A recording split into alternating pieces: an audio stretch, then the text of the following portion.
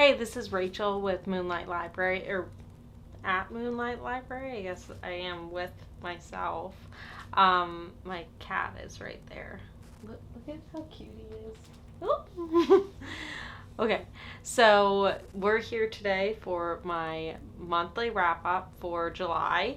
It is right now July 31st, but I really don't think I'm gonna finish another book today. But if I do, I'll just put it in next month's wrap up. Whatever. Oh my god, I forgot I read that book. Okay, 1, 2, 3, 4, 5, 6, 7, 8, 9, 10, 11. 11 books. Wow, I was a liar when I said 13. Since I read a lot of different genres, and I feel like I'm going to do it by genre, so we're going to start with horror, and then we're going to do mystery thriller, and then we're going to do, I have one literary fiction, and then romance at the end. Maybe I'll put little screen things so you can go to what you want to watch if you want to watch, like, you don't like a certain section. I don't know.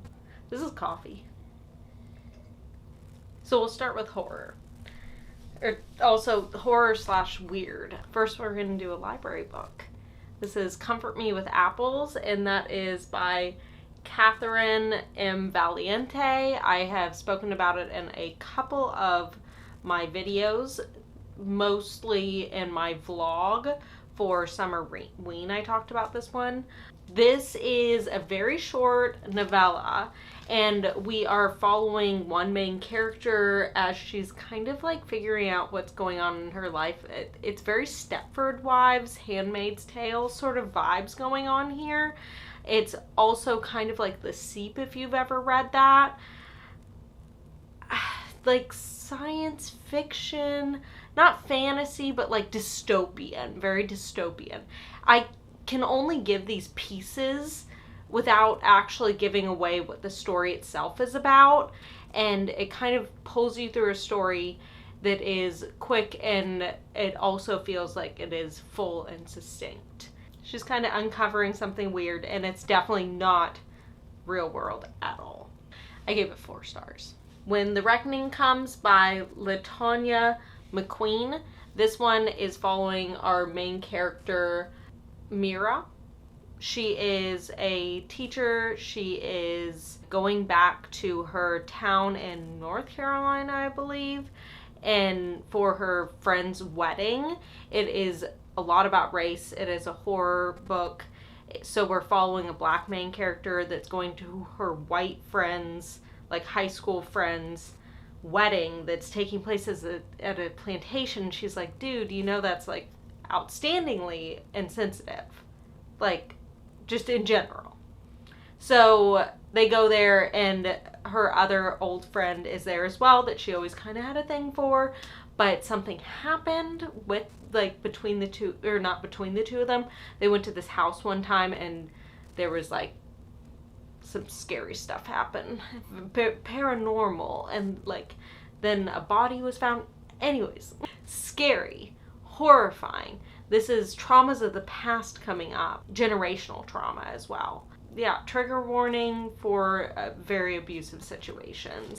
I gave this one 5 stars because I thought it was haunting. It was magical. It was very southern. Like it felt like you were in the swamps or whatever. I don't know if North Carolina has swamps, but the mountains, I don't know. Like it felt like it had such ambiance to this book, and it was really freaky. Okay, 1 second. I think I did that thing where you think you're filming but you're not. Anyways, this is Clown in a Cornfield by Adam Cesare. It is a young adult horror slasher that I read for Summerween, and we're following the main premise is there's this group of friends. It's this very small town. They are teenagers, and they love to live stream, and they accidentally live stream, like during one of their live streams, that one of the main guys' sisters dies by falling into a reservoir sort of thing.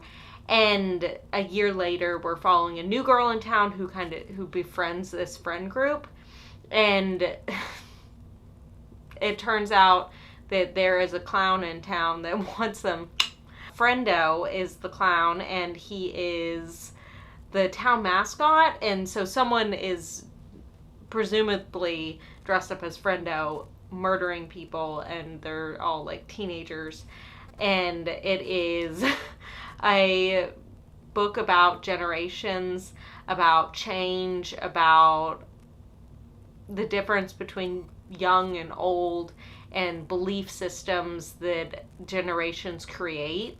I explained the whole plot to one of my friends, and she's like Team Friendo all the way, and I just think that's so funny. Because I walked out of this book and I was like, at first I was gonna give it a 3 because I was like, it's okay, but then like once it all wraps up, I mean, there is a second book out now, but once it wraps up within this book, I was like, it wrapped up so well, and I didn't expect it to do that I was like, this is automatically 4. I like the message that we're sending here in the end.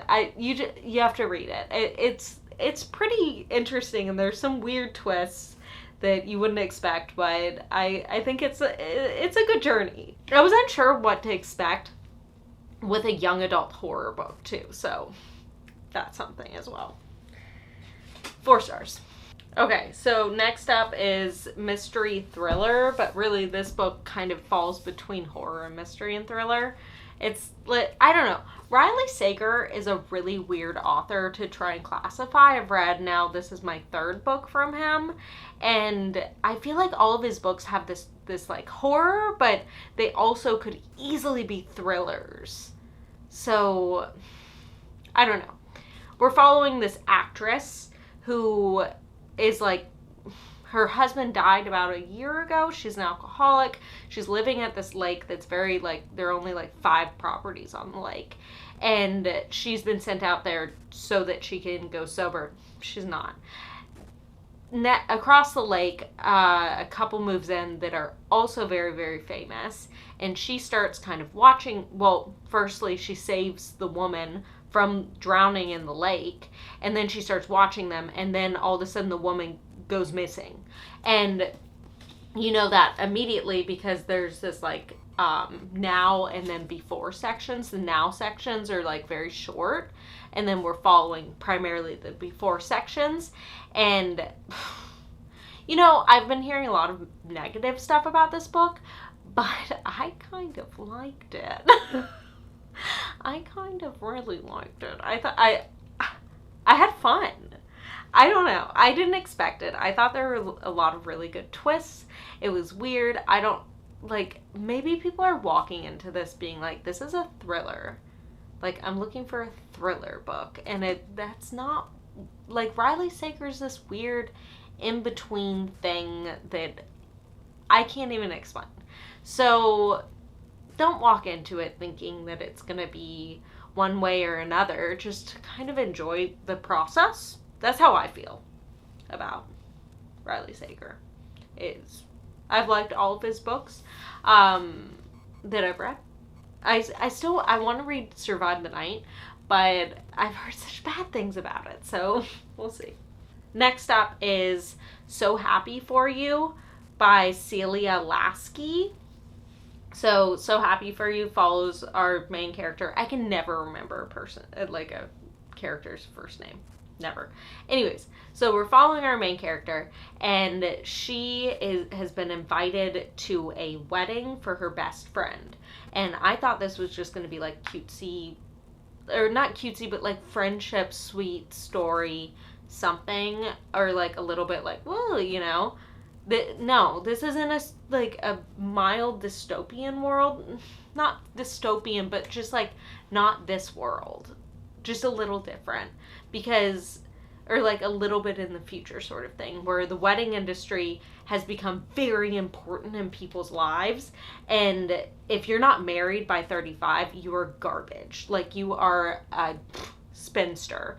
And so her friend has kind of really grasped onto that. And our main character is like, no way. She is getting her PhD currently in like humanities, gender studies sort of thing, and she is a queer woman who is in a long-term relationship with her partner, but they have decided that they're not going to be getting married because she's like, I don't want to be a part of that type of world, so I'm not going to do it.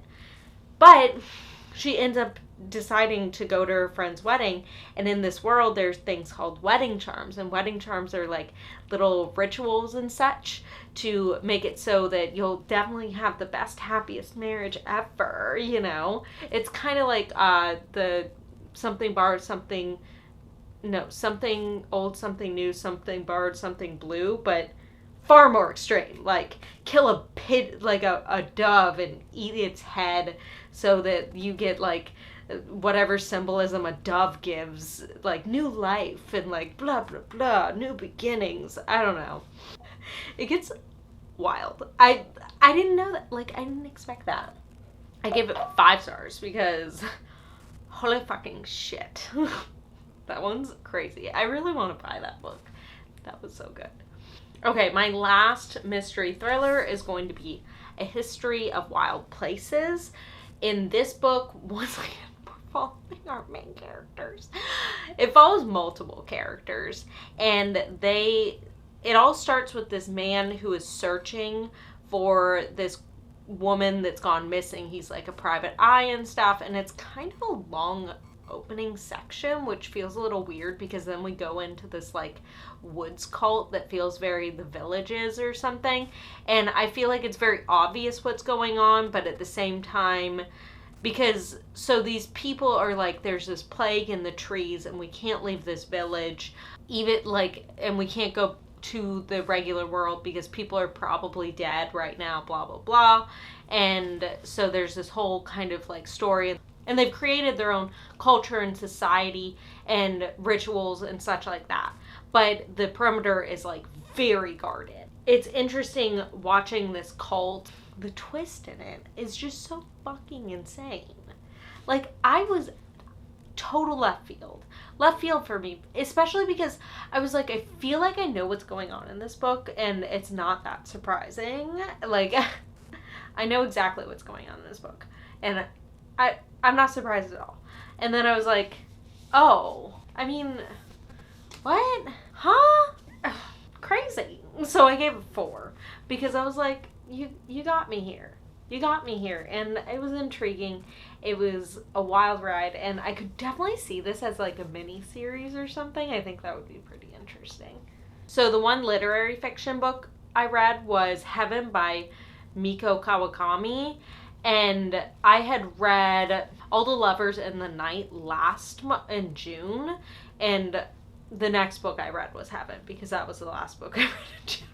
And the first book I read in July. Mieko Kawakami is a Japanese author, and her stuff is just now being translated. It's a number of years old, though. Her first one that got translated was Breast and Eggs, and then Heaven, and then All the Lovers in the Night. Heaven follows 2 middle school students that are being bullied. They're outsiders, like they are completely on the outskirts of everything, and they kind of end up finding each other, but through finding each other, they fall apart. It's almost more painful because after experiencing friendship and then not having it, now you know what you're missing. It is a very depressing book. It is very sad. It is hard to read at a lot of points. It is a lot of trigger warnings. If you ever read, or if you've ever watched 8th Grade by Bo Burnham, he's the director. Bo Burnham's the director of 8th Grade. Holy shit. How does this man know what 8th grade students went through? I don't know if that's any different, but I feel like everyone's going through, at that age, you're like going through like puberty, you have hormonal changes, kids are fucking mean. Like, I don't think it matters where you are because it's fucking hard to be a middle schooler or a tween. So Heaven, I gave it 5 stars because holy fucking fuck. Okay, time for the romance. So the first romance book I read in July. I don't usually read much romance. This month I was like, you know what? I just like had this feeling. Like I was like, I just need some romance. I need something. So I read The Hating Game by Sally Thorne. And I know everyone loves this book. we're following, it's like enemies to lover. There's my cat, he's so cute. Oh my god. So Hating Game is enemies to lovers, and I feel like romance is one of those genres where if it's not working for you, it's like such a personal thing. It has to it has to be the tropes that work for you, and maybe like enemies to lovers where someone's that mean is just not for me, because I don't like that. I'd probably cry. Like, I look tough, but I would cry. I'm a little sensitive. So don't be mean to me. That's how I would feel. So I was like, ooh, I don't like this. Anyways, we're following two people who are kind of competing for the same position at this publishing publishing house or whatever, and they're like, yeah, I'm gonna get it, blah blah blah, and they're like back and forth, and obviously it's a romance, so really they're in love. Who would have thought? No, it doesn't give anything away. I gave that 2 stars because I was like, it wasn't unreadable. I just didn't like it. Next up, a romance I did like. That was, it happened one summer. I heard they're making a Netflix show off this, or movie. I really hope that's true. Maybe I made that up in my head. So we're following this girl. What is her name? Piper. And Piper, it is like a party girl and it girl, like celebrity sort of thing, but kind of a Kim Kardashian celebrity where like she's a celebrity just for being born. Like, she just has the right parents sort of thing. She decides, or she like goes to this party, she ends up getting arrested, she gets her face all over everything, and her stepfather is like, I'm no longer supporting you. I am sending you to live in this town that your father, who is deceased, once lived in, and you're going to fix up this pub that you still own.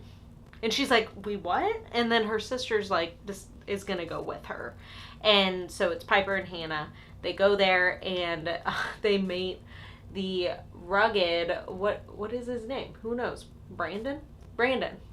He is a captain of a boat. I think they're like deep sea fishers or something, and it is like really cute and sweet, and he's adorable, and he's a widow, so he's like kind of processing a lot of things, and she has never had someone that actually looks at her and sees her worth. So cute. I really appreciated this one. So 5 stars. That was a favorite romance. Why am I tearing up? Please ignore. Then we have Hook, Line, and Sinker, which is also Tessa Bailey. It's the second book in that series. And Hook, Line, and Sinker, we're following Hannah, who's the little sister, and she goes, like, she has left and gone back to LA, or I don't know, New York. I can't remember. Anyways, but then she's going back to this small town, and she is, I think she's from LA. I don't know. She like loves music, and she wants to do like soundtracks and stuff for movies, like scores, I think. And she's working on a film as a production assistant, and she convinces them to use this small town for whatever movie they're working on. So she ends up going back there, and she can't stay with Piper and Brandon. She has to stay with Brandon's best friend, Fox. And she and Fox have this little, like, they're friends, but like, I don't know, there's something. So it's like one of those friends to lovers sort of thing, but I don't know, the way it's done and their relationship, it kind of falls flat for me. So I end up giving it a 3 because it was good. It's just like, it didn't have the passion, it doesn't have the steam, it doesn't have that spark that I'm looking for. So, and then, oh my god, why did I leave this book for last? You dumb. So, the last romance book is You Made a Fool of Death with Your Beauty by Akwaeke Emezi. It's so good. This book It follows our main character who lost her husband about a year prior. It's interesting because it's a romance that doesn't say like, hey, there's this person and you are going to end up with this person. Instead, it's like a romance that she dates in this book, and she's like, there is like a main person, but she does date multiple people, and we kind of see her progress through learning to love outside of her deceased husband. So Faye, my God, how do I even describe this book? Because I feel like it's so sweet. Oh, I'm sorry, it's 5 years since her husband's passed away. She's an artist, and I can't even describe it to you.